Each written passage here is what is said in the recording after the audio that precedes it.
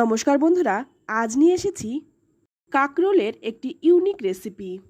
গরমের দিনে এই রকম হালকা পাতলা রেসিপি বেশ ভালোই লাগে খেতে। একদম সহজ পদ্ধতিতে কাকরোলের এই রেসিপিটি করে দেখাবো, যা স্বাস্থ্যকর আর গরমের দিনের জন্য একদম পারফেক্ট। তাহলে চলুন রেসিপি শুরু করা যাক। তো রান্নাটা করার জন্য প্রথমেই এখানে আমি 5-6টা কাকরোল ভালো করে পরিষ্কার করে ধুয়ে নিলাম। এবার এই কাকরোলগুলোকে একটু গোল গোল করে কেটে নেব। তো একদম কিন্তু মোটা করে কাটবো না, একটু পাতলা করে গোল গোল করে কেটে নেব। ঠিক এই রকমভাবে সমস্ত কাকরোলগুলোই কিন্তু আমি কেটে নেব। তো সবগুলো কাকরোলে আমি কেটে নিলাম। এবার তুলে নিচ্ছি। কাকরোলগুলো তো কাটার আগেই ভালোভাবে ধুয়ে নিয়েছিলাম, তাই কাটার পরে কিন্তু আর ধোবো না। তো বন্ধুরা, রেসিপিটি দেখে যদি আপনাদের ভালো লেগে থাকে অবশ্যই আমার চ্যানেলটিকে সাবস্ক্রাইব করবেন, পাশে থাকা বেল আইকনটিও দাবিয়ে দেবেন আর সকলের সাথে শেয়ার করে দেবেন, আর একটা লাইক করতে কিন্তু ভুলবেন না। এবার অপরদিকে একটা পাত্রের মধ্যে নিয়ে নিলাম 1 কাপ মুসুর ডাল। আর এই রান্নাটা কিন্তু মুসুর ডাল দিয়েই খেতে বেশি ভালো লাগে। আর এটা এতটাই টেস্টি হয় যে আপনি যদি কাউকে বানিয়ে খাওয়ান, আপনার কাছে অবশ্যই জানতে চাইবে কিভাবে বানিয়েছেন। তো মুসুর ডালটাকে ভালো করে কচলে কচলে 3-4 বার জল পাল্টে পাল্টে ভালো করে ধুয়ে নিলাম। আর এইভাবেই জল ঝরিয়ে 10 থেকে 15 মিনিটের জন্য রেখে দেব। তো 10 মিনিট পর আমি ফিরে এলাম। তো এবার এর মধ্যে দিয়ে দেব একটা বড় সাইজের কুচনো পেঁয়াজ। পেঁয়াজটাকে আমি একদম কুচি করে কেটে নিয়েছি। এবার এর মধ্যে দিয়ে দিচ্ছি সামান্য একটু হলুদ গুঁড়ো, দিয়ে দেব হাফ চামচের মতো লাল লঙ্কার গুঁড়ো, আর দিয়ে দিচ্ছি 1 চামচ আদা রসুন বাটা, দিয়ে দিচ্ছি পরিমাণ মতো লবণ। এবার এই সমস্ত মশলা দিয়ে খুব ভালোভাবে মেখে নেব। রান্নাটা খুবই সহজ, খেতেও হয় দুর্দান্ত, চটজলদি হয়ে যায়। প্রচণ্ড গরমে যখন রান্না করতে একদমই ভালো লাগছে না, তখন এই রান্নাটা করে নিতে পারেন। এটা পাশে রেখে দিয়ে অপরদিকে কড়াই গরম করে নিয়ে এর মধ্যে দিয়ে দিলাম 2 চামচ সর্ষের তেল। ফোড়নে দিয়ে দিচ্ছি 3টে শুকনো লঙ্কা, আর দিয়ে দিচ্ছি হাফ চামচ গোটা জিরে।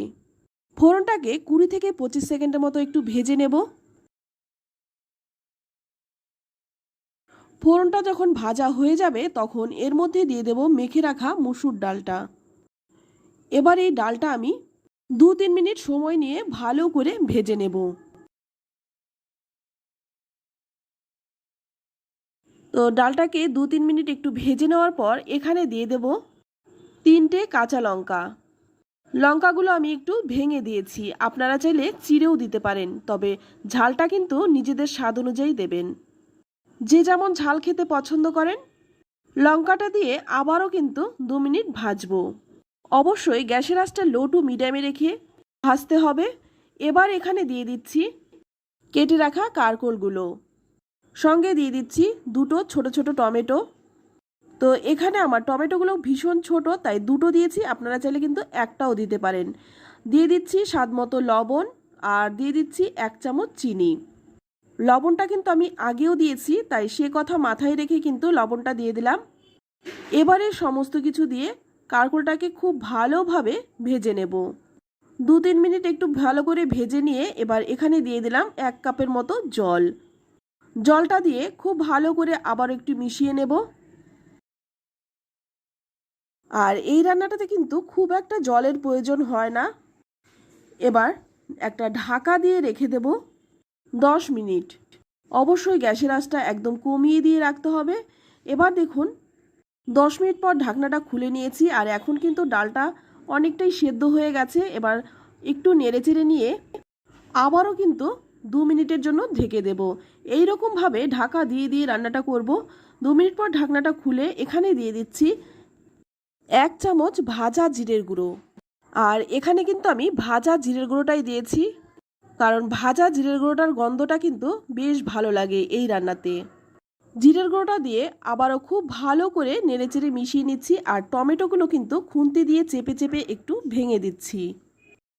তারপর আবারও 2 মিনিটের জন্য ঢেকে দেব। 2 মিনিট পর দেখুন ঢাকনাটা খুলে নিয়েছি। আর এখন কিন্তু কড়াইয়ের গায়ে একটু লেগে গেছে, এতে কিন্তু কোনো সমস্যা নেই।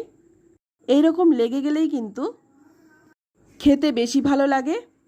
তো বন্ধুরা দেখতেই পাচ্ছেন রান্নাটা কিন্তু এখন একদম হয়েই গেছে। ডাল কাঁকরোল সব কিছুই কিন্তু খুব ভালোভাবে সেদ্ধ হয়ে গেছে। এবার নামানোর আগে দিয়ে দেব 1 চামচ কাঁচা সর্ষের তেল, আর দিয়ে দিচ্ছি কিছুটা ধনেপাতা।